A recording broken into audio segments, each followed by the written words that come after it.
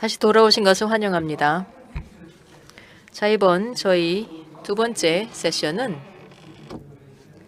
연세 고등교육혁신원 SDG 워크스테이션을 주제로 진행을 하도록 하겠습니다. 저희 학부생인 원자윤 그리고 홍수민 두 분께서 공동 좌장을 맡아주셨는데요.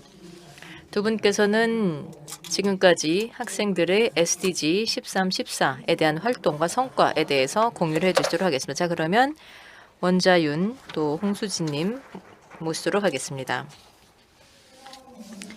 안녕하십니까, 여러분. 저희 연세대학교 고등교육혁신원의 SDG 세션에 오신 것을 환영하는 바입니다. 저는 시카 회장인 원자윤입니다. 비록 온라인으로 만나지만 저희 세션에 오신 여러분 모두를 환영하는 바이며 또 저희의 뜨거운 환대와 열정이 화면을 통해 모두에게 전달되길 바랍니다. 오늘 저희는 워크스테이션 팀 세 팀을 초대했습니다. 먼저 저희가 이 시카 그리고 리커퍼리 그리고 솔벨의 세 개 워크스테이션 팀인데요. 모두 연세대학교 고등교육혁신원 산하에서 SDG 달성을 목표로 하고 있습니다. 13번 기후행동 그리고 14번 라이프 언더워터에 대한 것인데요. 자, 그러면 저희 워크스테이션 팀들 소개로 넘어가기 전에 먼저 저희 고등교육혁신원을 소개하며 시작을 하겠습니다. 연세대학교 고등교육혁신원은 2018년 3월에 시작이 되었습니다. 총장님께서 이에 대해서 직접 관할하셨는데요. 그래서 인재를 양성하고 특히나 또 사회적인 혁신과 그리고 또 우리 사회 전체에 대한 긍정적인 영향을 미치기 위해서 또 이를 위한 인재를 양성하기 위해서 설립을 한 것입니다. 고등교육혁신원은 이러한 목적을 달성하기 위해 창의성과 융합을 위한 교육 프로그램을 제공하고 또 사회적 문제에 관여하는 모델을 제공을 하고자 합니다. 그리고 또 관련된 미래 인재를 양성을 하고 있고요. 자, 그래서 이를 통해서 또 우리 사회에 긍정적인 영향을 미쳐 나가고 있습니다. 바로 이러한 목표를 달성하기 위해서는 바로 이러한 창의성과 융합을 위한 교육 프로그램과 그리고 또 사회적 문제에 관여하는 비즈니스 모델을 인큐베이팅 합니다. 2018년도에는 5,952명의 학생들, 즉 2021년 5,952명의 학생들이 160개의 사회혁신 컴petency 코스를 이수를 하였으며 또 456명의 대학원생들이 34개의 사회문제 해결 코스를 이수하였습니다. 이에 더해 또 저희 아이헤이에서는 워크스테이션에 대한 인재 영입을 지속해 나가고 있습니다. 2021년 178개 팀에 960명의 학생들이 활동을 하고 있으며 특히나 SDG 4번, 3번 그리고 12번에 대해서 활동을 집중적으로 하고 있습니다. 저희 아이헤이에 대해서 더 알고 싶으시다면 다음 QR코드를 통해서 웹사이트에 액세스하실 수가 있고요. 또한 간단한 로그인 진행을 통해 학생들의 활동 결과를 확인할 수 있으니 저희 워크스테이션 홈페이지를 참고하시기 바랍니다. 자, 그러면 저희 고등교육혁신원 아이헤이에 대한 소개를 마치고 이제 각각의 워크스테이션 팀의 소개로 넘어가도록 하겠습니다. 먼저 소셜 이노베이션 크리에이터 아카데미아 시카에 대해서 소개를 드리도록 하겠는데요. 혁신적인 플랫폼을 통해서 또 서로 간의 교류를 통해서 문제 해결을 추진하고 있는데요. 자, 그러면은 시작을 해보도록 하겠습니다. 다시 한번 제 소개를 드리도록 하겠는데 저는 시카의 회장인 원자윤이고 그리고 또 함께 제11대 시카 부회장이신 홍수민과 함께하고 있습니다. 저희 프레젠테이션에서는 먼저 저희 시카의 목표에 대해서 말씀드리고 그리고 저희의 프로그램을 소개를 드리도록 하겠습니다. 그리고 마지막으로는 또 저희가 어떻게 하면 사회적 영향을 만들어내고자 노력을 해나가고 있는지에 대해서 말씀드리겠습니다. 시카는 2017년 언더우드 국제대학 내 설립된 혁신적인 학생 플랫폼입니다. 저희는 세 가지 초점을 통해 사회혁신에 접근합니다. 기술혁신, 경제적 가치, 그리고 세 번째가 사회적 임팩트인데요. 저희는 지금까지 글로벌 사회혁신가를 육성하고 또 차세대 사회혁신가 사이에서 부문 간 협력의 지속 가능한 문화가 철저히 발생하는 플랫폼을 만드는 것을 목표로 가져왔습니다. 저희의 비전은 바로 이러한 잠재력을 인큐베이션 함으로써 사회혁신을 이끌어내는 것입니다. 매 학기 시카는 하나의 학기 주제를 선정하여 그것을 기반으로 스타트업 인큐베이션, 또 프로보노 컨설팅 및 사회혁신 워크숍과 같은 다양한 프로젝트를 수행합니다. 각각의 테마는 당시의 글로벌 시대 정신을 구현하는 동시에 또 부문 간의 사회혁신을 달성하는 혁신적 사고의 성장을 촉진하고 또 저희의 창립 원칙에 충실하도록 신중하게 선택됩니다.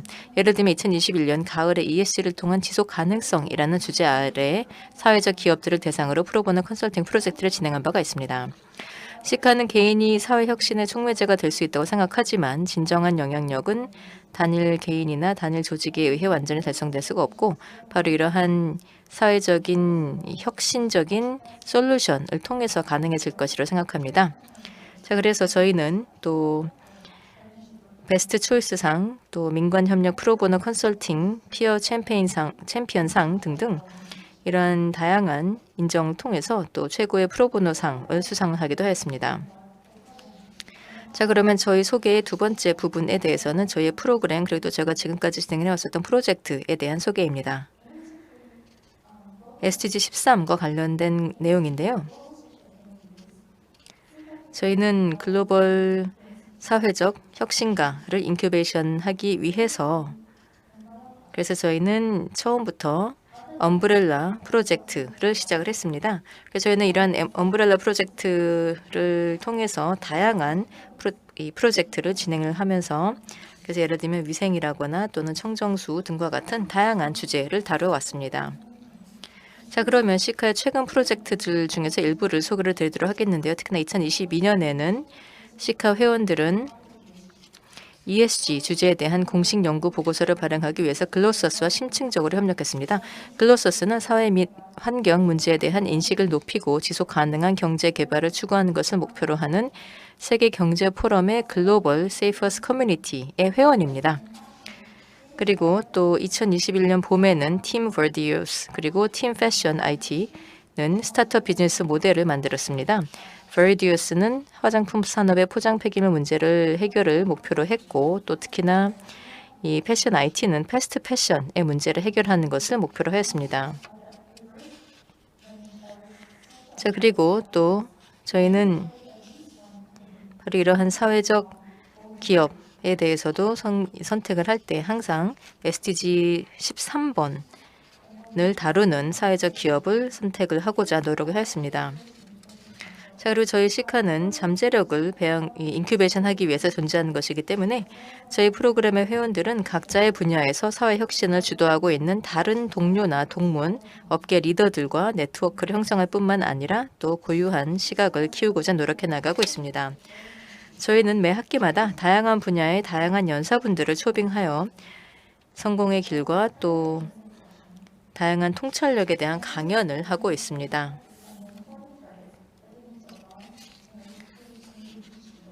자, 그리고 또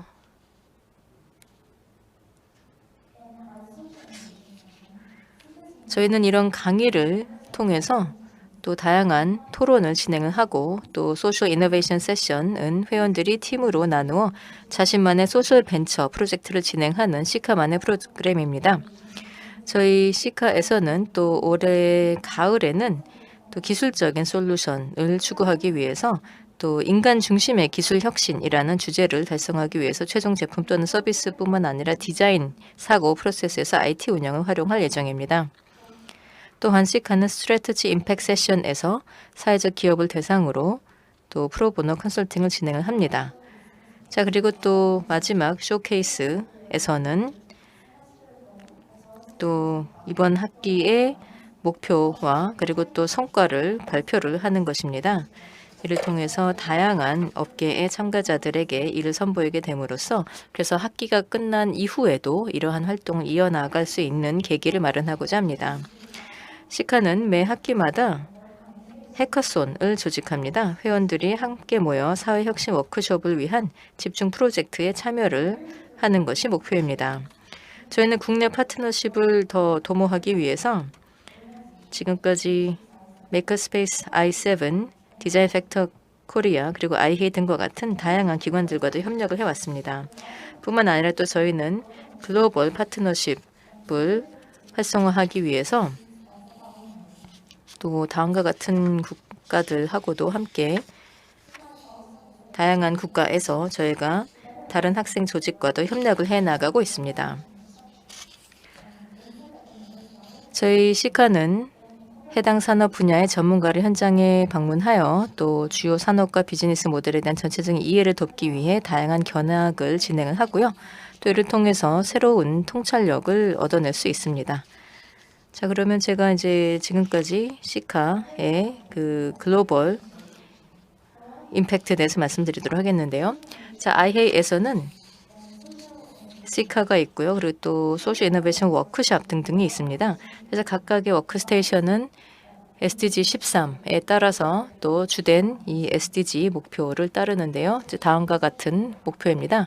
저희는 이런 사회적인 임팩트를 이끌어내는 데 있어서 파트너십을 통해서 그리고 또 혁신가들을 발전시킴으로써 이러한 목표를 달성하는 것을 추구하고 있습니다.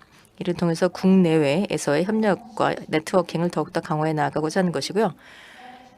이를 통해서 시카는 사회적인 변화 그리고 또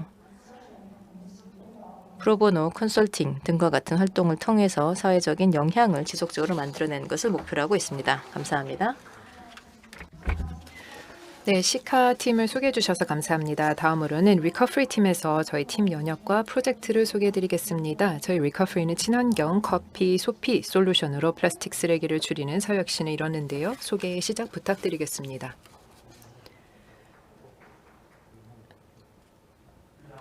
여러분 안녕하십니까? 저는 고동준입니다. 리커프리의 공동 설립자입니다. 리커프리는 플라스틱 폐기물의 환경 문제에 대한 지속 가능한 솔루션을 제공하는 신생 기업입니다. 리커프리는 아이헤이에서 2019년부터 커피 프린트라는 이름으로 워크스테이션 프로젝트로서 시작했는데요. 현재 리커프리라는 이름의 스타트업으로 일을 하고 있습니다. 또한 저희는 12번째 SDG 목표인 책임감 있는 소비와 생산을 위해 노력하고 있습니다. 저희 팀은 2020년부터 2021년까지 수많은 상을 수여를 했었는데요. 기술, 스타트업, ESG 및 사회적 영향 분야에서 많은 상을 받았습니다. 리커프리는 한국에서 소비되는 엄청난 양의 커피를 인식하고 시작했습니다. 한국인은 연간 약 3,700만 톤의 커피를 소비하고 있습니다. 이는 에펠탑의 373개의 질량에 달하는 수준입니다. 국내만 8만 3천 개의 카페가 있으며 연평균 15%의 성장률을 보이고 있습니다. 우리 한국의 커피 소비는 우리가 예상하는 대로 지속 가능하지 않습니다. 우리가 소비하는 커피 원두의 99.8%는 팩 커피 찌꺼기가 됩니다. 한국에서만 연간 3,630만 톤이 처분이 되고 있습니다. 우리가 커피를 마실 때 사용하는 일회용 플라스틱 컵이나 또 빨대는 연간 35만 톤의 쓰레기를 배출하며 이는 코끼리 87,500마리에 해당하는 것입니다. 현재 사용된 커피 찌꺼기를 재활용하려는 노력은 연간 생산량의 10%에 불과합니다. 나머지 90%는 매립 또는 소각을 통해 폐기물로 처리됩니다. 현재 커피 찌꺼기의 10%가 비료나 도자기로 활용이 되고 있습니다. 컵이나 빨대 등 플라스틱 쓰레기에 대한 빠른 사용 제한 조치가 시행되고 있는데요. 한국 정부는 2050년까지 플라스틱 제로 사회를 100% 달성하겠다고 선언한 바 있습니다. 플라스틱 제품을 대체할 때 이 PLA와 또 종이와 같은 재료는 생분해성 대체물로 간주되고 있습니다. 하지만 PLA는 농작물 의존도가 높은 반면 또 종이는 범용성이 낮다는 그런 문제가 있습니다.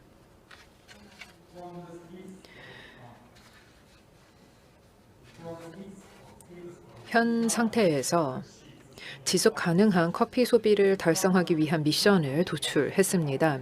리커프리는 인류를 위한 친환경 커피 소비 해결책을 제공하는 것을 목표로 하고 있습니다. 이를 위해 폐 커피 찌꺼기 업사이클링 체인, 또 저렴한 바이오 기반 플라스틱 및 사용자 중심의 고품질 제품이라는 세 가지 방법을 제안합니다. 현재 저희 팀은 바이오 기반 고분자인 CPLA를 제조하기 위해 연구 개발을 진행하고 있습니다. CPLA 바이오 플라스틱은 재활용된 커피 찌꺼기와 PLA로 만들어지기 때문에 생분해가 가능합니다. 또한 저희는 폐자원을 활용하기 때문에 탄소 중립 생산에 기여함은 물론 기존의 바이오 기반 플라스틱보다 상대적으로 저렴한 플라스틱 대체품을 제공하고 있습니다. CPLA에서 저희 팀은 플라스틱 제품을 사용하는 카페를 포함한 모든 카페 산업을 타겟팅하는 제품들을 출시하려고 하고 있습니다. 저희는 일회용 컵, 또 일회용 빨대, 심지어 재사용 가능한 텀블러까지 출시하여 책임 있는 커피 소비와 생산에 한 걸음 더 다가가는 것을 목표로 하고 있습니다. 우리 사회를 폐기물 제로 바이오 플라스틱 사회로 향하게끔 변화를 주기 위하여 우리는 계속해서 행동을 취할 것입니다. 감사합니다. 네, 대단히 감사합니다. 리커프리를 소개해 주셨는데요. 이제는 솔베레 팀장이 팀 역사와 프로젝트를 소개할 것입니다. 솔베레 팀은 건강하고 안전한 물 관리를 주제로 사회 혁신을 가져왔는데요. 솔베레 소개를 시작해 주시길 부탁드립니다. Sustainable Development and Corporation Club Solver. 네, 안녕하십니까. 저는 연세대 지속가능 발전 협력 클럽 솔베레 팀장 박지수입니다. Q&A 세션 진행하기 전에 솔베레를 소개하겠습니다. 이게 목차이고요. 솔베레는 라틴어로 문제 해결을 의미하는데요. 현재 유엔에서 제안한 지속 가능한 개발 목표를 달성하기 위해 노력하고 있습니다. 원래 구성원은 SDG 전공으로만 구성이 되어 있지만 솔베레의 규모가 커짐에 따라 프로젝트를 보다 효율적으로 진행하기 위해 저희는 다양한 분야의 학생들과 함께 일하기 시작했습니다. 이제 솔베레의 이전 발자취를 보여드리겠는데요. 2017년 솔베레는 SDG 6번 깨끗한 물과 위생을 프로젝트 목표로 선택하고 캄보디아의 삶의 정수기 프로젝트를 시작했습니다. 솔베레는 피해에 대한 인식을 높이기 위해 캄보디아의 물 부족을 담은 엽서를 제작 및 판매했습니다. 모금된 기금은 저희가 캄보디아 현지 지역에 RDI 정수기 100대를 설치하는 데 사용되었는데요. 이때 카카오 함께 가치와 함께 하게 되었습니다. 2018년 솔베레는 탄자니아 커피에 대한 인식을 높이고 지역 커피 농업의 경제력을 높이기 위해 SDG 11번 지속가능한 도시와 지역사회를 선택했습니다. 솔베레는 지역 커피 농가 노동조합인 카하와와 간담회를 갖고 신촌과 송도 캠퍼스에서 지역 농가와 직거래하는 원두를 판매했습니다. 2019년 솔베어는 SDG 5호인 양성평등을 달성하기 위해 10대 미혼모의 사회적 인식 개선을 위해 노력했습니다. 솔베레는 청소년 미혼모들과 함께 배지, 스티커 등 디자인 굿즈를 제작했고 또 세 차례 오프라인 캠페인을 진행하여 굿즈 판매를 통해서 인지도를 제고시키고자 노력하였습니다. 또 2020년 솔베레는 SDG 16번 평화, 정의 그리고 강력한 제도와 관련하여 무국적 아동과 관련된 사회 문제를 다루었습니다. 솔베레는 무국적 아동의 관점을 통해 아동 권리의 개념을 고려하도록 여기에 대한 참여를 또 독려하기 위한 책을 만들기도 하였고요. 또 그 후 솔베레는 글로벌 홀프에 책을 전달함으로써 프로젝트를 마무리하였습니다. 2021년 SDG 목표 6번인 건강하고 안전한 물 관리를 주제로 프로젝트를 수행했습니다. 사실 현재 국제사회의 다양한 방면에서 물 부족에 대한 관심이 부각되고 있습니다. 물 부족 문제의 심각성을 보여주는 예로 최근 국제사회를 뒤흔든 남아프리카 공화국 케이프타운의 데이 제로 사건이 있었습니다. 데이 제로는 물이 완전히 고갈돼 하루 물 사용량이 0에 가까운 상황을 말합니다. 케이프타운은 2015년부터 3년 동안 가뭄에 시달렸습니다. 이러한 문제를 시민사회의 노력 그리고 정부의 물 절약 캠페인으로 극복할 수가 있었습니다.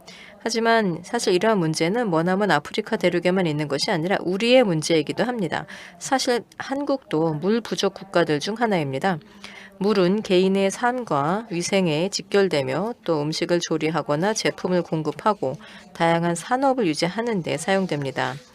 그러나 깨끗한 물을 어디서나 쉽게 얻을 수 있는 환경에서는 물 부족의 심각성을 느끼기 어려운 것도 사실입니다. 그래서 저희는 솔탭 그리고 솔플랫 프로젝트를 통해서 물과 관련된 환경 문제를 시각화하고 인식 개선을 하고자 책과 온라인 매체를 통해 정보를 전달하려고 노력했습니다. 첫 학기에는 솔탭 프로젝트를 진행했는데요. 솔탭은 솔베르의 수도꼭지를 잠그고 지속가능한 삶을 준비하라 라는 말의 줄임말입니다.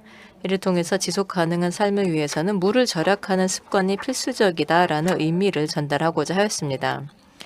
물 부족 국가와 물 부족 위기의 개념을 확장하기 위해 저희 팀은 첫 학기에 약 140페이지 분량의 잡지를 완성을 하였고 또 이 매거진을 텀블블럭 크라우드 펀딩을 통해서 사람들에게 전달을 하였습니다. 솔탭 잡지는 No Knowledge, No Awareness, No Experience라는 장으로 구성되어 있습니다. 또한 물 부족 문제, 정수 과정, 그리고 또 넷플릭스 물 관련 환경 다큐멘터리 추천, 그리고 50리터 챌린지, 가상일기 등의 콘텐츠를 담고 있습니다.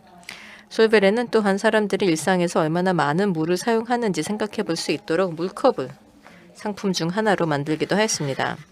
솔베레는 지금 이러한 자금 조달 기간 동안 편집을 마치고 제작을 준비하기 위해 출판사에 연락하기도 하였고요.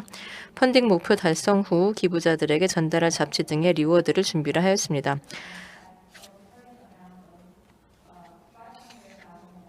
펀딩은 목표 금액 50만 원의 117%를 달성했습니다. 이 솔탭 잡지는 물 부족과 다양한 해결책, 정수 과정 및 관련 실험들을 포함하고 있으며 문제의 심각성을 독자들이 더 잘 이해할 수 있도록 데이 제로의 상황에 대한 가상 일기를 포함하고 있기도 합니다. 또한 물 부족에 대한 구체적인 지식을 전달하는 것은 물론 또 개인이 집에서 쉽게 참여할 수 있는 캠페인을 소개하고 물과 관련된 환경 다큐멘터리를 추천하는 등 다양한 방법으로 물 부족에 대한 관심을 당부하기도 했습니다. 이에 더해 지난 학기 솔플랫 프로젝트를 진행하기 위해 8명의 팀원이 모였습니다. 솔베레와 플랫폼이 결합된 솔플랫은 도시의 물과 관련된 환경 문제에 대한 정보를 제공하고 해결책을 제안하는 것을 목표로 합니다. 저희 솔베레는 솔플랫 프로젝트를 통해 우리 삶과 밀접하게 관련된 주제를 선택하려고 노력했습니다. 이번에는 인쇄매체에서 탈피하고 인터넷 플랫폼을 활용하려고 하였습니다. 저희는 브런치를 적합한 장소라고 판단을 하여서 그래서 저희 기사를 게시를 하고자 하였습니다. 그래서 솔베레는 일주일에 한 편의 글을 올릴 계획이었고 또 정식 출간 전 브런치 작가 서랍에 2편의 글을 올렸습니다. 이후에 저희의 출판 계획, 팀 소개 그리고 미리 작성된 기사를 제출하여 브런치 공식 저자가 될 수 있도록 신청을 하였습니다. 공식 브런치 작가로 등록된 후 저희 솔베레는 기후변화 및 도시 홍수, 취약 계층을 위한 물 공급, 도시 홍수 예방 시스템에 대한 전문가 인터뷰와 같은 주제에 대한 일련의 기사를 발행했습니다. 이렇게 브런치에 글을 올리는 것 이외에도 또 브런치 플랫폼을 홍보하기 위해서 저희는 솔베레의 인스타그램에 카드 뉴스를 업로드하기도 했습니다. 사실 건강하고 안전한 물 관리, 즉 SDG 6번은 솔베레가 2021년 프로젝트를 처음 시작할 때 생각했던 것보다도 훨씬 더 복잡한 목표였었습니다. 사실 물이라는 것은 물과 관련된 환경 문제는 사회 기반 시설, 또 사람들의 일상생활 습관, 산업 패러다임 등등 다양한 문제 또는 요인과 함께 연결이 되어 있기 때문입니다. 그렇기 때문에 다양한 직위의 사람들이 이 목표를 달성하는 데 참여하도록 독려하기 위해서 이런 환경 문제에 대한 사회적 인식을 높이는 게 굉장히 중요하다고 생각합니다. 또 이 자리에 계신 청중분들께도 이 SDG 6번에 대해서 관심을 가져주시길 바라며 들어주셔서 감사합니다. 네, 박지수님, 솔베르 소개해 주셔서 대단히 감사합니다. 이것으로 각 팀의 프로젝트에 대해서 잘 들었습니다. 이제는 저희 패널 간 질의응답 시간으로 넘어가도록 하겠습니다. 저희 세 팀 모두에 대한 공통 질문도 있고요. 또 각 팀에 대한 특정 질문으로 구성되어 있다고 말씀드리겠습니다. 우선 공통 질문부터 시작하도록 하겠습니다. 첫 번째 공통 질문입니다. 해당 문제를 정의하고 또 해결한 그 이유와 동기는 무엇인가요? 각각 워크스테이션 팀들이 해결하고자 하는 문제를 어떻게 정의내리고 그 동기가 어떻게 나타나는지 궁금합니다. 저는 신입생 때 하루를 시작하기 위해 매일 아침 기숙사에 있는 카페에 들러 커피 한 잔을 마시곤 했었습니다. 커피를 저는 정말 좋아하는데요. 이 컵을 잡을 때마다 일회용 컵, 또 일회용 빨대, 또 플라스틱 뚜껑까지 카페에서 배출되는 플라스틱 쓰레기의 양이 어마어마했습니다.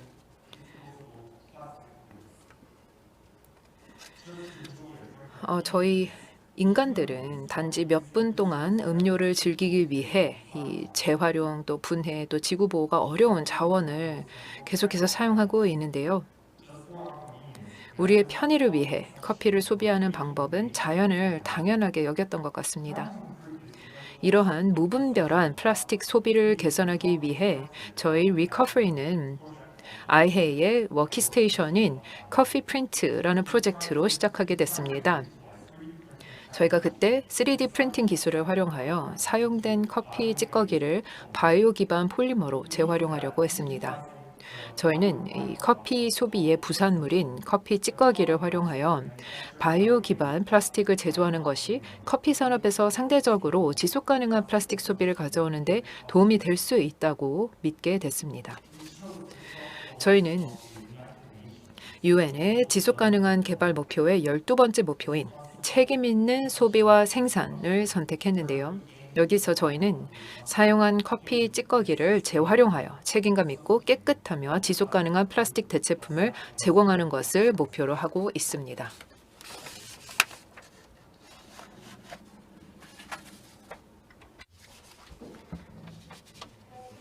네, 저희가 작년 프로젝트를 결정할 때 저희는 사실 다른 물질과는 달리 물은 다른 대체제로 대체할 수가 없다고 생각을 했습니다.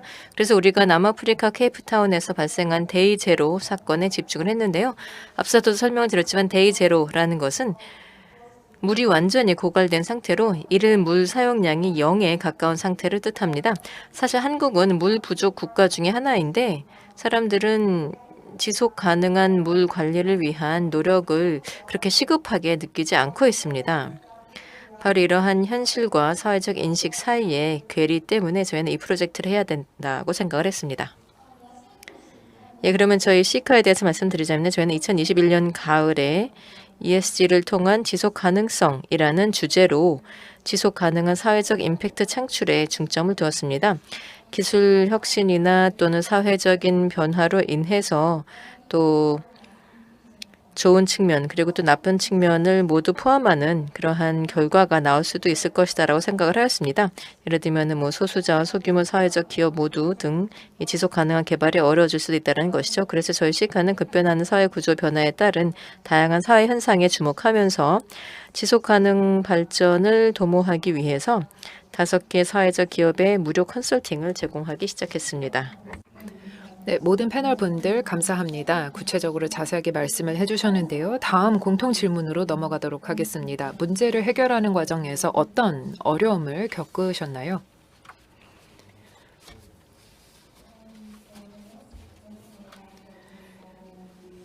저희 같은 경우 플라스틱 사용 문제를 해결하면서 가장 어려웠던 점은 사용자가 환경적 가치를 위해 사용성이나 편의성을 얼마나 희생할 의향이 있는지에 대한 그 한계선을 찾는 것이었습니다. 리커버리의 최종 제품은 당사의 폴리머 CPLA, 다시 말해 커피 PLA의 약자인데요. 이 CPLA로 만든 친환경 일회용품을 저희 최종 제품으로 제공하는 것이었기 때문에 제품의 사용성과 친환경성의 균형점을 찾아야 했습니다. 또 사용성 부분에서도 우리 제품은 카페를 대상으로 하는 제품이기 때문에 가격적인 면을 고려를 할 수밖에 없었습니다. 플라스틱 빨대는 종이 및 PLA 빨대와 같은 친환경 대체품에 비해 너무 저렴하기 때문에 그렇습니다. 또 저희가 현재 겪고 있는 다른 어려움은 연구를 위한 최소한의 시설이 필요하다는 점인데요. 저희 팀은 폴리머 및 재료 공학에 중점을 두고 있기 때문에 테스트를 수행하고 또 제품을 개발할 연구소를 찾기가 매우 어려웠다는 말씀을 드리겠습니다. 네, 사실 저희도 정보 수집에 어려움을 느꼈습니다. 솔벨에는 굉장히 작은 팀이고 또 매 학기마다 프로젝트를 변경하다 보니까 매번 다른 전문가들과 연락을 하고 정보를 새로이 수집해야 됩니다. 사실 또 대학생으로서 충분한 자원을 확보하기도 어려웠었고요. 특히 해외 데이터를 찾는 것이 어려웠었습니다. 그래서 저희가 이제 이러한 정보를 수집을 하기 위해서 각 분야의 전문가에게 문의해서 최대한 많은 정보를 얻고자 하였고, 또 저희가 몇 분들께는 연락이 된다 하더라도 저에게 답변을 주시기 너무 바쁘시거나 또는 저희 활동에 관심이 없으셔서 정보 수집에 어려움을 겪기도 했습니다. 또 한 가지는 사실 코로나 때문에 활동에 좀 어려움이 있었습니다. 작년에는 저희 프로젝트는 인식 개선에 관한 것이었는데, 그런데 이 프로젝트를 전면적으로 비대면 방식으로 해야만 했었기 때문에 그래서 외부의 부스를 열거나 또 사람들을 직접 만나서 캠페인을 진행하는 것을 할 수가 없었습니다. 그래서 저희가 홍보 방향을 논의하는 데만 상당한 시간을 할애하였고요. 책을 홍보하고 커버할 수 있는 방법이 거의 없었기 때문에 책의 내용도 제한적이었었습니다. 어떤 경우에는 저희가 물 관련 기관을 방문하는 경우도 취소가 된 바도 있었습니다. 코로나 방역 때문에요. 그래서 저희가 사실 저희 경험에 대해서 더 자세히 쓸 기회를 잃은 것이 너무 안타깝다 할 수 있겠습니다. 저희 시카의 경우에는요, 프로보노 컨설팅을 제공하면서 좋은 기업을 찾고 데이터 기반의 트렌드에 민감한 솔루션을 지원하는 것은 시카가 직면한 두 가지 어려움이었습니다. 좋은 회사라고 한다면 긍정적인 사회적 영향을 만드는 것을 진정한 목표로 하고 젊은이들의 목소리를 진지하게 받아들일 준비가 되어 있는 회사를 의미하는데요. 또 사실 기업들이 대학생을 컨설턴트가 아니라 아르바이트나 또는 인턴으로 보는 경우가 많기 때문에 사실 기업들이 또 시카 회원들과 동등한 위치에서 소통하는 것도 어려웠었습니다. 또한 데이터 기반의 트렌드에 민감한 연구를 통해 전문적인 솔루션을 제공하는 것은 분석 도구 활용에 익숙하지 않은 학생들에게 어려운 작업이기도 하였고요. 그래서 저희 시카에서는 회원들이 필요한 기술을 개발하고 전문적인 방식으로 기업과 의사소통할 수 있도록 계속 지원할 예정입니다. 모든 패널분들 답변 감사합니다. 저희 세 번째 마지막 공통 질문으로 넘어가도록 하겠습니다. 세 팀 모두에게 주어지는 질문인데요. 아이헤이와 그 프로그램이 여러분들이 계시는 그 팀의 목표를 달성하는데 어떤 도움을 주었나요? 저희 워크스테이션 프로그램을 통해서 저희 팀은 그 적은 초기 자금으로 시작할 수 있었습니다. 그래서 이를 통해서 저희는 아이디어를 개발을 하는데 도움을 좀 받았고요. 이를 통해서 이후에 다양한 또 조직에서 지원과 자금을 받을 수도 있었습니다. 또한 워크스테이션 프로그램은 학교 밖의 레퍼런스를 위하여 저희를 지원해 주기도 했습니다. 저희 팀이 사회 혁신을 달성하기 위해 앞으로 나아갈 수 있도록 조언을 제공해 주기도 했습니다. 리커버리 팀이 언급했듯이 아이헤이는 다양한 방식으로 도움이 되었습니다. 저희가 프로젝트를 진행을 할 때 아이헤이에서는 단지 재정 지원뿐만이 아니라 또 다른 워크스테이션 팀과의 네트워킹을 제공을 하여서 또 저희가 성공적으로 완료할 수 있도록 지원을 했습니다. 또한 저희는 매 학기마다 열리는 쇼업 피스타에서 저희의 활동을 공유하고 성과를 확인하는 시간을 가졌습니다. 따라서 네트워크와 자금 지원을 통해 학생 활동을 지원하고 이 분야의 참여를 높일 수 있는 활동이 바로 워크스테이션이다라고 할 수가 있겠습니다. 또한 저희는 조직 자체의 증가와 조직의 홍보가 학생 주도 프로젝트를 지원하는 데 도움이 될 것이라 생각합니다. 저희 시카의 경우에는요, 아이헤이와 또 워크스테이션 프로그램은 재정 지원 및 프로젝트 개발을 포함한 다양한 측면에서 저희 팀을 지원했다 할 수 있겠습니다. 코로나에도 불구하고 아이헤이는 저희가 사회혁신 프로젝트와 워크숍을 계속할 수 있도록 지원하였고요. 또한 아이헤이의 프로젝트 레이아웃을 참조하여 저희 팀은 사회 현상 및 SDG에 대한 명확한 목표를 설정할 수가 있었고요. 마지막으로 다른 워크스테이션 팀들과 네트워크를 형성할 수 있었는데 이를 통해서 사회적 혁신 커뮤니티 활성화로 이어졌다 할 수 있겠습니다. 네, 세 팀에 계신 모든 관계자분들 대단히 감사합니다. 저희 마지막 세션으로 넘어가도록 하겠습니다. 이번에는 저희가 각 팀에 대한 세부 질문을 드리도록 하겠습니다. 먼저 리커프리 팀에게 질문 드리겠는데요. 이 커피 찌꺼기를 재활용할 수 있다는 사실에 저는 매우 놀랐습니다. 이거는 특히 한국인들이 커피를 너무나 좋아하기 때문에 또 매년 엄청난 커피 찌꺼기 폐기물이 발생해야 하는 그런 한국이기 때문에 반가운 소식이 아닐 수 없겠는데요. 리커프리의 전체 사이클링 체인은 무엇이며 리커프리 제품의 폐기는 어떤 것이 있습니까? 한국은 세계 최대 커피 소비국 중 하나입니다. 특히 커피 소비자의 대다수가 거주하고 있는 서울 지역은 이 사용된 커피 찌꺼기를 소비 및 처리하고 있는데요. 현재 규정은 사용한 커피 찌꺼기를 재활용 가능한 자원으로 간주하지 않고 폐기물로 간주하고 있습니다. 한국은 연간 360만 톤의 커피 찌꺼기를 생산하고 있고 이 중 서울과 수도권이 연간 폐기물의 한 절반가량을 차지하고 있습니다. 사용한 커피 찌꺼기를 수거하기 위해 저희 팀은 현재 전기 트럭을 활용하여 카페에서 사용한 커피 찌꺼기를 수집하는 옵션을 찾고 있습니다. 폐기물의 절반이 수도권에서 발생하기 때문에 저희는 여전히 지속가능한 업사이클링 체인을 찾는 문제를 해결하기 위해 노력하고 있습니다. 또 저희 제품은 생분해성이 높은 재료로 만들어지기 때문에 제품을 폐기하는 것만으로는 탄소 오염이나 미세 플라스틱 문제에 영향을 미치지 않습니다. 현재 제품 자체는 일회용품이기 때문에 사용 후 제품의 불순물로 인해 폴리머의 구조적인 무결성을 보장할 수는 없다고 생각합니다. 현재 저희는 더 나은 분해성 솔루션을 위해 사용된 제품을 농업 비료로 재활용하는 방법을 연구하고 있습니다. 네, 다음 팀 질문은 솔베레에게 드리도록 하겠습니다. 오늘 이 세션에서 특히나 또 환경 문제 개선에 열정적인 팀이 많은 것을 보니까 굉장히 반가운데요. 이를 통해서 우리가 환경에 대해서도 보다 더 지속 가능한 미래를 만들고자 하는 의지를 느꼈습니다. 하지만 또 가시적인 변화를 느끼는 것은 특히나 지속 가능성 분야에서의 가시적인 변화라는 것은 어렵죠. 정부나 국내 단체에서 지속적으로 캠페인을 벌였음에도 불구하고 시민들의 인식이 크게 개선되지 않는 이유는 무엇이라고 보시는지요? 그리고 그 이유를 해결하기 위해 기존의 다른 노력과 비교할 때 솔베어만의 전문성은 무엇입니까? 예, 실제로 정부나 또는 환경단체 등 다양한 분야의 사람들이 물 위기와 환경 문제를 홍보하고 해결하기 위해 노력하고 있습니다. 하지만 또 일부 사람들은 여전히 물 위기나 환경 문제에 대해서 아직까지 좀 확신하지 못하는 경우도 있는 것 같은데요. 인터넷에 한국의 물 위기를 검색해 보면 다양한 의견이 나옵니다. 예를 들면 한국이 정말 물 부족 국가인가 등등인데요.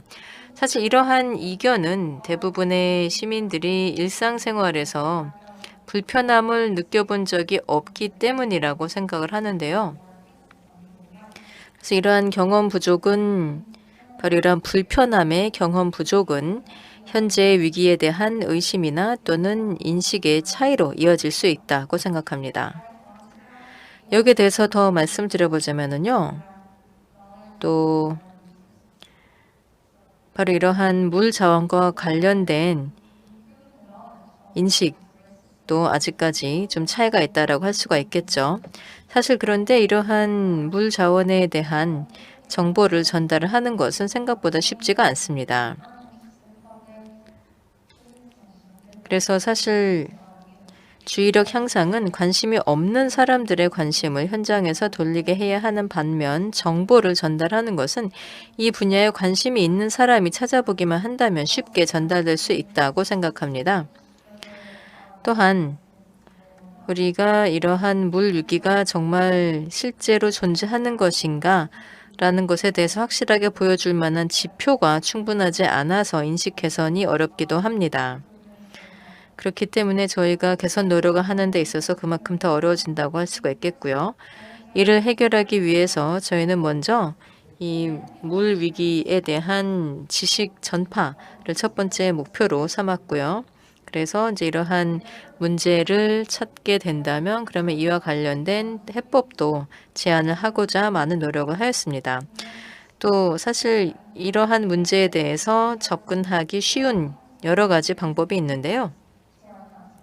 예를 들면 저희는 저희의 텍스트나 또는 이제 저희의 컨텍스트에 대해서 또 독자들이 공감할 수 있도록 많은 노력을 기울였는데 이제 이것이 저희의 성과 중에 한 가지라고 생각을 합니다.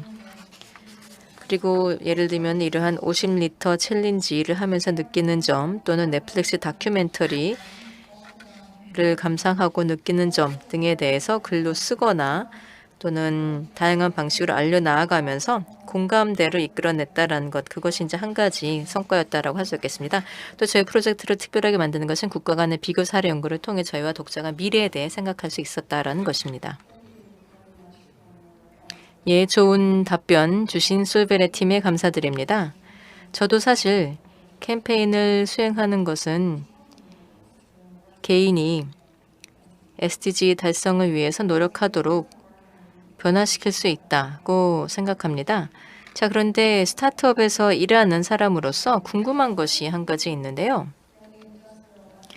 현재 또 업계에서도 많은 노력이 있지 않습니까? 예를 들면 캠페인이나 또는 기업 운영 방식 개선 등등 ESG를 달성하기 위해서 많은 노력이 기울여지고 있는데 그런데 SDG 중에서 그렇다면 기업들이 가장 중점을 두고 있는 목표는 어느 것인지요?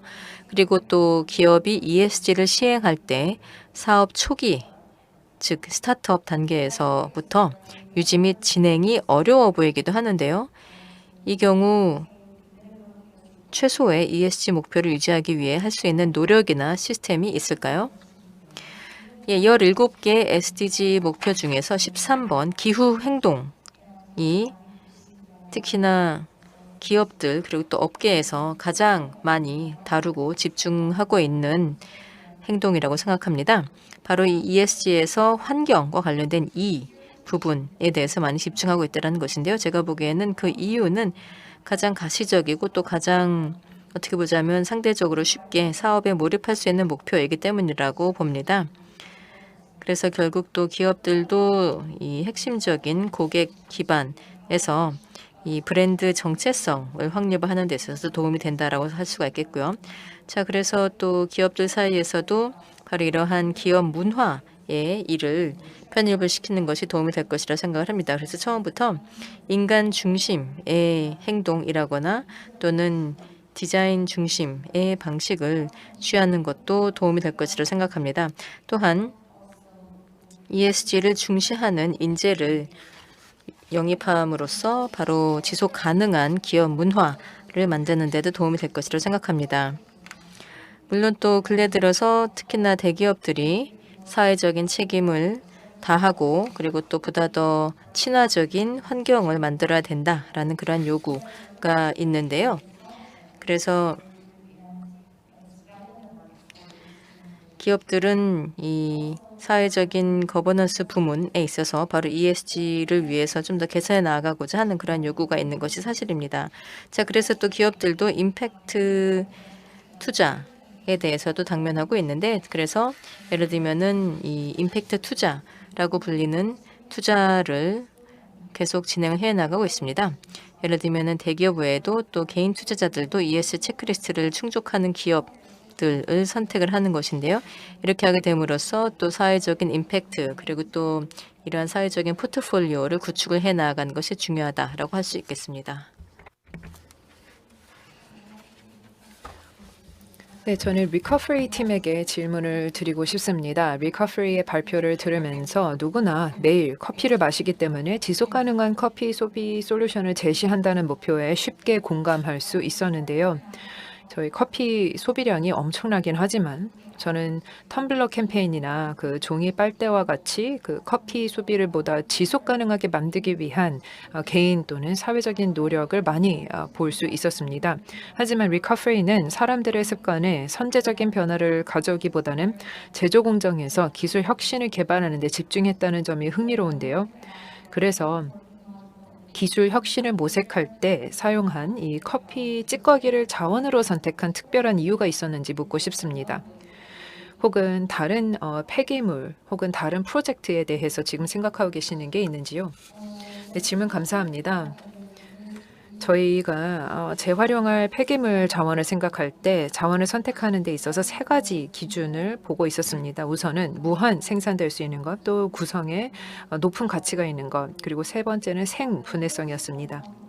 사용한 커피 찌꺼기의 경우 다음과 같이 생산되는데요. 커피가 소비되는 세계 어느 곳이든 이 전 세계 인구가 커피를 계속 마시는 한 사용된 커피 찌꺼기는 항상 늘 나올 것입니다. 마지막으로 생분해성이 높아서 생분해성 플라스틱 대체제로 최적의 선택이라고 생각합니다. 이것을 통해서 바이오 디젤이라는 친환경적인 화석연료를 대체할 수 있는 소재가 될 수 있다고 생각을 했었는데요. 그만큼 이 최고의 자원이 될 수 있다고 저희는 생각을 하고 있습니다. 저희 팀은 또한 도시의 그 조경 중에 생성되는 낙엽 및 가지와 같은 자원도 역시 눈여겨보고 있습니다. 그리고 저희가 최근에는 우덴 브릭스라는 스피노프 프로젝트를 시작했는데요. 이것도 역시 아이헤이 프로젝트입니다. 여기서 저희는 환경 친화적인 벽돌을 만드는데 나무 폐기물의 활용을 연구합니다. 네, 예림님 좋은 답변 감사합니다. 리커퍼리는 바이오 플라스틱과 또 업사이클링 방법을 관심 있는 사람들에게 알리는 것이 상당히 어려웠는데요. 제가 아는 바로는 솔베레는 특히 물 위기에 대한 캠페인에서 인식을 개선하기 위해 다양한 채널을 사용하고 있습니다. 자, 그러면 팀 솔베레에게 드리는 질문이 있는데 프로젝트에서 인지도를 높이는 데 있어서 가장 효과적인 채널이나 방법은 무엇이었는지요? 예, 질문 감사드립니다. 예, 저희는 다양한 채널을 통해서 물 위기에 대한 관심을 불러일으키고 있습니다. 그 중에서도 저희가 보기에는 가장 효과적인 방법은 소셜미디어라고 할 수 있겠는데요. 예를 들면 인스타그램이나 또는 페이스북 같은 것인데요. 자, 그래서 사실 저희가 가장 먼저 생각을 했었던 것은 일단 접근성입니다. 소셜미디어는 아무래도 접근성이 높다 보니까는요. 그래서 일반 대중들, 그래서 이에 대해서 관심이 좀 덜한 분들의 경우도 이 소셜미디어라는 것은 굉장히 보편적이고 또 편리한 채널이기 때문에 우리 프로젝트나 물 위기에 대해서 접할 수가 있었다라는 것이고요. 그리고 소셜미디어를 통해서 파생 효과도 경험할 수가 있었습니다. 앞서서 말씀드렸었던 브런치 플랫폼, 사실 이제 이런 브런치에서는 좀 더 전문적인 컨텐츠를 다루고 있고요. 사실 저희가 이제 이런 브런치 플랫폼이나 또는 텀블벅 펀딩의 포스팅을 홍보하기도 했습니다. 그래서 물론 이제 여기에 대해서 또 소셜 미디어를 통해서 알려나가기도 했고요. 자, 그래서 저희가 이를 통해서 좀 더 심도 있는 컨텐츠를 제공을 할 수도 있었습니다. 또 그 외에도 저희가 소셜 미디어의 다양한 형태의 매체를 제공을 했습니다. 예를 들면 영상, 만화, 카드 뉴스 등인데요. 그래서 바로 이러한 컨텐츠를 통해서 또 저희 프로젝트에 대한 일반 대중들의 관심을 높여 나아갈 수 있었습니다. 자, 바로 이러한 접근성, 또 파생 효과, 그리고 다양한 매체의 활용이 효과적이라고 생각합니다. 그래서 이러한 것을 생각을 해보았을 때 소셜미디어를 활용하는 것이 가장 효과적인 방법이었다고 생각합니다. 그래서 저희가 이러한 소셜미디어를 활용하게 된다면 물 위기나 또는 여기에서 더 나아가서 이에 대한 관심과 참여를 높일 수 있을 것이라고 봅니다. 감사합니다. 예, 감사합니다. 자, 그러면 시카 팀에게 질문을 드리도록 하겠는데요. 앞서서 프레젠테이션을 하는 동안에 굉장히 다양한 사회 활동에 참여하고 있다라는 것을 알 수가 있었는데 가장 흥미로운 부분은 SDG 달성을 위해서 기업을 선정하고 필요한 컨설팅을 제공하는 프로보노 컨설팅이었습니다. 시카 팀이 영향력 있고 좋은 성과를 내는 만큼 많은 기업들이 컨설팅을 신청하고 싶어 할 것 같은데요. 그렇다면 시카에서는 프로보노 컨설팅을 제공할 대상 기업을 어떻게 선정을 하시나요? 예, 좋은 질문 감사드립니다. 저희 시카는 크게 두 가지 기준으로 기업을 선정하는데요. 첫 번째로는 이 기업은 어떤 가치를 추구하고 창조해 나가고 있는가이고요. 두 번째는 시카 회원들이 실제 비즈니스 현장에서 사회 혁신을 경험할 수 있도록 기업이 어떤 기회를 제공할 수 있을 것인가라는 겁니다. 저희 시카는 지난 학기 동안 포스코 경제연구원 상상우리 한국사회적기업진흥원과 함께 13개 사회적 기업의 프로보노 컨설팅을 제공했습니다. 그래서 이제 이 기관들에 감사의 말씀드리고요. 자, 저희는 이 파트너십을 사회적 기업으로 제안을 했습니다. 왜냐하면 저희가 달성하려는 목표는 사회적 혁신이 종종 인큐베이팅 되는 스타트업 장면의 활성화이기 때문입니다. 저희는 이 철저하게 연구를 진행하고 또 회사와 인터뷰를 거치면서 이 회사의 비전이 무엇인지 또 비즈니스 모델과는 어떻게 일치하는지를 파악을 하고 또 특히나 저희는 비전이 뚜렷하고 젊고 혁신적인 목소리에 열려있는 기업이 저희 시카 팀과 함께 최고의 프로젝트를 만들 수 있다고 믿습니다. 그래서 혹시라도 지금 세션을 보고 계시는 회사 CEO가 계시면 저희에게 이메일 연락해 주시기 바랍니다. 감사합니다. 이 Q&A 모든 패널분들께 감사 말씀드리겠습니다. 저희 활발하게 토론해 주셔서 대단히 감사합니다. 이것으로 패널리스트 질의응답 시간을 마치도록 하겠습니다. 질의응답 시간을 저희가 종료한 관계로 이번 세션 자체를 마무리하도록 하겠습니다. iHey 워크스테이션 4 SDG 세션을 이것으로 종료하도록 하겠습니다. 모든 패널리스트에게 감사 말씀드리겠고요. 저희 관객으로 또 청중으로 참가해 주신 모든 분들께 감사 말씀드리겠습니다. 리커프리, 또 시카, 또 솔벨에 계신 모든 분들 감사합니다. 지금까지 훌륭한 노력을 해주셨고 많은 업적을 달성한 것에 대해서 감사 말씀 또 축하 말씀드리겠습니다. 또 iHey 저희 고등교육 혁신원에 계신 모든 분들 대단히 감사합니다. 워크스테이션들과 오늘 지금 참석하고 있는 워크스테이션뿐만이 아니라 다양한 팀원분들과 적극적으로 협력해 주셔서 대단히 감사합니다. 이렇게 함께 SDG 목표 달성에 있어서 힘써 주셔서 감사합니다. 이 세션을 통해서 사회혁신뿐만이 아니라 iHey 고등교육 혁신원 또 더 나아가 연세대 차원에서 더 많은 혁신이 이루어지길 바라겠습니다. 우리 모두가 혁신적인 아이디어를 낼 수 있기 때문에 더욱더 적극적인 참가 부탁드리겠고요. 고등교육 혁신원 더욱더 큰 깊은 참가 부탁드리겠습니다. 청중분들께 다시 한번 감사 말씀드립니다. 네, 패널분들 감사합니다. 캠퍼스에 와주셔서 정말 감사합니다. 소중한 방학 시간인데도 와주셔서 감사드리고요. 저희 젊은 패널 분들께서 사회혁신 또 세계적인 문제, 책임 있는 소비, 또 책임 있는 생산, 또 청정수에 대한 접근 등에 대해서 많은 그런 가치를 고민해 주시고 함께 이끌어 주셔서 감사합니다. 이제 다음 세션으로 넘어가도록 하겠습니다.